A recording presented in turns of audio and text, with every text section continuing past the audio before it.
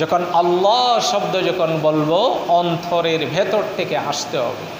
কারণ আল্লাহ সুবহানাহু ওয়া তাআলা বান্দার একমাত্র দেখে অন্তরের ভিতরে কে আছে সেটা, এর বাইরেরটা দেখে না। আপনি যত বাইরে দেখানোর জন্য করেন সেটা আল্লাহ দেখেও না, এটার গুরুত্বও নাই।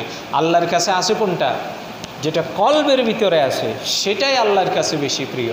এই জন্য আমরা যখন নামাজ পড়ি কার সন্তুষ্টি? যখন জাকাত দিই কার সন্তুষ্টি? যখন রোজা রাখি কার সন্তুষ্টি? আল্লাহ। যখন তাসবিহ পড়ি কার সন্তুষ্টি? যখন দান সদকা করি কার সন্তুষ্টি?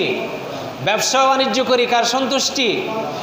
স্ত্রী ছেলে মেয়ে এদের জন্য ভরণ পোষণের ব্যবস্থা করি, এইটাও কার সন্তুষ্টি?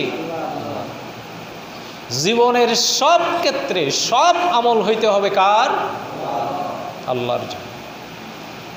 কারণ এটার বাইরে যখন কোনো কিছু হবে, কোনো আমল হবে, সেটা আল্লাহর কাছে কখনো কবুল হবে না, গ্রহণযোগ্য হবে না।